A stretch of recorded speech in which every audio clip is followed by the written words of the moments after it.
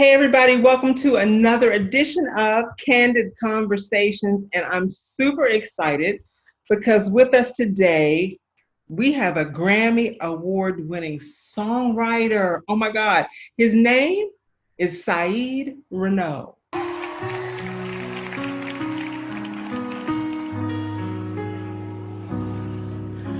know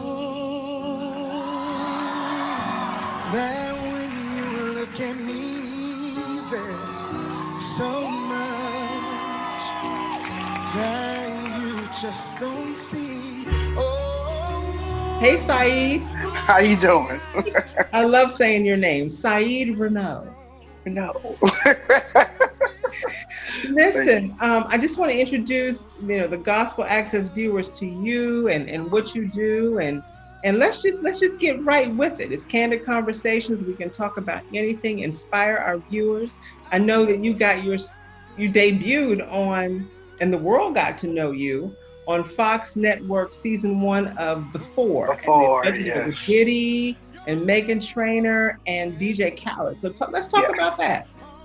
That was actually a fun experience. I had a lot of fun on that set. I mean, I walked away with a lot of friends, that's for sure. So Now, it was, you had to believe in yourself enough to even go on a show like that. Let's talk about believing in yourself enough to take a risk on yourself. well, technically at first I didn't. Okay. It wasn't so much that I didn't believe in myself. I just didn't think that was the avenue I needed to go. I just felt like they're not looking for me. They looking for Chris Brown, somebody that pop like, don't get it messed up. I can dance, but I don't think they're looking for my, type of singing, the way I sing and how I look. You know what I mean? I think they're looking for dude with 6 packs or whatever. So I was like, I'm ignoring it. And then my writing partner was like, go. And I was like, I guess. I sent in the video for the audition first. After I sent in the video, then they called me, like literally 2 days later. And I was like, okay, well, if it's meant to be, I'll get it. So I went down to the set and performed for the producers, and that was it. Wow. Everything else was history. So what advice do you have for people who really do have a gift and they may not have the confidence to really believe in themselves and really take a risk? What advice do you have? well, for me, confidence is definitely necessary because if you're calling yourself a singer, I'm just talking about singers right now. If you're calling yourself a singer, your job is to be of service to the people who you're singing for. Just like a pastor got his job, everybody got their job. So if you're on stage nervous and worrying about, your hair or got an attitude about something that don't matter, you know what I'm saying? And your audience who came there to get away from their life, to get away from whatever work week they had. Your job is to be an escape. Give them something that, to leave them with something. And if you don't leave them with nothing but an attitude or you're fair, then you're doing yourself and them a disservice. And that's how I look at it. You just said something interesting. You said you thought at first that maybe Diddy and Megan Trainor and DJ Khaled, maybe they were looking for somebody like a Chris Brown. Yeah. Right? You just said that. So let's talk about the importance of being authentically yourself. It's very important to be yourself because everybody else is already taken. You can't be somebody else. So for me, like, because I teach vocal lessons, so I have some students who, like, I want to riff like you. I was like, but you're not me. You have to be confident in who you are. Let's talk about how you went through your obstacles to become an overcomer, how you ventured from obstacle to overcomer. What were some obstacles that you faced? Listen, where do we start? Okay. Well, as far as an artist, it was at a point where I was like, okay, I don't want to sing anymore. I'll just sing at my open mics and do that because everybody trying to make me Fred Hammond. There's already a Fred Hammond. And then I was like, I'm not even sure if I want to do gospel anymore. I think I want to do R&B. I mean, I originally wanted to do R&B, but they was like, you should do gospel. Everybody would just push me that way because you fat guy. Fat and you can sing. You know what I'm saying? You look like you can sing. Okay, so you gonna be this one, and then every song they would try and give me, I'll be like, that's not me. You know what I mean? That's not who I am. There's a lot of departments to who I am. So after that, I just started focusing on writing.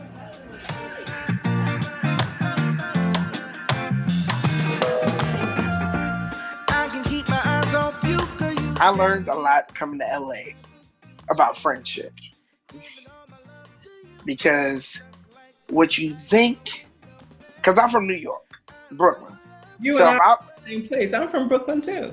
Okay, what part? I lived on Claremont Avenue between Fulton and Green. Okay, Flatbush over here. Yeah. All right. We live out in LA now. For our viewers that don't know, we live in LA now. Yes. So being from Brooklyn is like a '90s kid. You know, loyalty. There's a loyalty thing that we learn. You know what I mean? So I have sometimes I can be too loyal to people who don't deserve it. You know what I'm saying? So for me, when I got to LA, I was like, okay, I'm working with this one. That's my best friend. That's like, we friends. Mm-hmm. Like, we ride, and that's how we all move. Like, we ride together. This is it. Then you realize when you finish working, you're not friends no more. But you are. You just didn't know what department of friendship you are in. That is your business friend. Exactly. Y'all are business friends. I didn't know that was a thing. I thought once I rock with you, I rock with you. Gotcha. So you've learned some life lessons along the way, which is lesson. But let's delve into you actually winning a Grammy. How did that come out? I mean, you've worked with Dorinda Clark Cole on her project, and I think you won the Grammy with working with Donny Hathaway's daughter, Layla Hathaway. Her yes. The Grammy for. Yes. What was that like? That's the pinnacle of the music industry, is winning a Grammy. So what was that like? I think I said this on the show, but I was excited for probably like maybe an hour or two. And then I was like, well, your bank account don't say you're a Grammy Award winner. You might want to shut up and get back to work. And that's just what I did. You know what I'm saying? So. Wow. That's good. Because a lot of people get caught up in their own hype and they'll be prideful. Not this guy. So what made Saeed Renaud humble? Well, I know for sure my family has it. There's a lot of them. So they help me be humble. But I think I'm just naturally humble because I know where everything comes from. I know where my gift comes from. So I can't walk around here arrogant. I can be confident. And I think sometimes people get that misconstrued. Like, it's okay for you to be dope. If you are dope, you work hard to be dope. I mean, God gave you the gift, but you have to be the one to cultivate it. You know what I'm saying? You have to put it in the work. So if you put in the work, you have to be happy about what you got and what you accomplished. And that's okay. Now, being arrogant and nasty, that's a different conversation. But knowing where everything comes from is kind of, it's what keeps me humble. You know what I'm saying? And knowing that he giveth and he can take it away. Amen. Amen. You just said something really deep, and it brought the scripture to my mind in Timothy, where to stir up the gift that God has given you. You stir it up. God exactly. Gives it, but we got to stir it up. God is not going to give us the gift and then stir it up for us. We have to keep it active and in use. Exactly. Exactly. Mm-hmm. That was good stuff. Woo. Well, Saeed, you live out in LA. What's going on regarding the protests and the climate country right now? How's it going out there?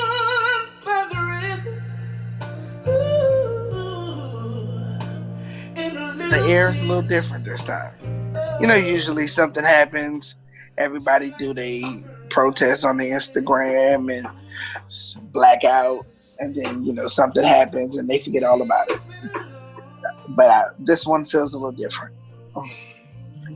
So I hope to see change, you know. So It can be a little depressing, you know. So I mean, I know there was a time I had to step away from social media because literally every day somebody. First, we see people dying that you know because of the COVID.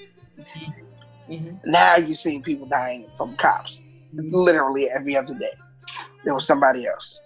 Mm-hmm. So it's like, okay, all this can really mess with your mental because you seeing your own.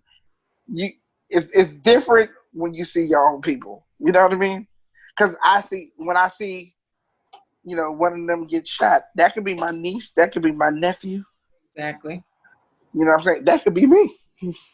Exactly. Exactly. So it hits different Mm-hmm. for me. Yeah.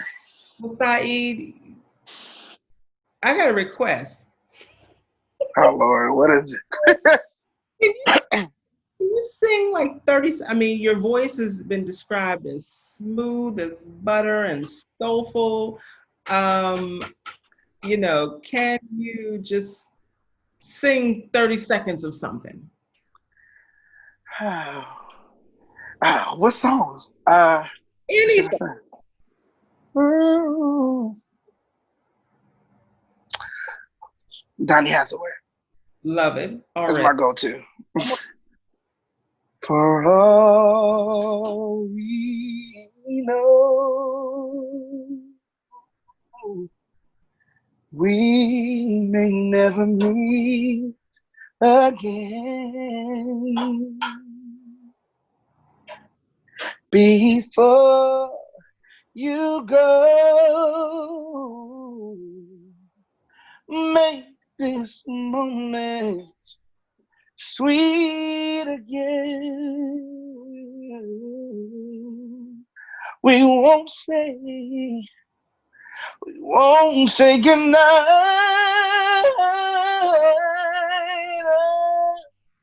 till the last minute. I'll hold out my hand, and my heart will be in there. Oh, for all we. I can sing that whole song. I love that song. That was beautiful. That was beautiful. Thank you. That was beautiful. Thank you. How can our Gospel Access viewers stay in touch with you? You can follow me on all social media, SR Soul, SRSOUL. Uh, Same with Facebook. Just hit me up. I'm live. I'm always posting. I'm always live. So, and I respond back to everybody. Okay. I try to anyway. Yeah, you responded back to me with the quickness. I appreciate that. No problem. I'm really excited for this interview. I think I've got a lot out of it as far as believing in yourself, and it's just a lot of nuggets that you shared. I really appreciate it. So, I'm glad I could share something. yeah. If you know anybody that needs to see this interview, make sure you like, comment, and share it. And we're excited. I hope we get a gospel album out of you, Saeed. It's gonna definitely come. It's definitely coming. I mean, the first thing that's coming is probably like a cover album. There'll Oh, probably be a gospel cover on there. okay, okay. And then I got an album coming. And then after that, I'll probably drop, a gospel something. Okay. If not a single, something. Well, we are going to be looking out for it. I hope so. You can still get my album now. It's out on, Okay. it's called Two Sides. It's on all social media. I mean, on all media outlets, iTunes, and all that good stuff. Amazon and all that. Wonderful. Well, thank you so much for being a part of our Candid Conversations. We really appreciate it. Thank you for having me. Thank you so much. Take care. Okay. All right.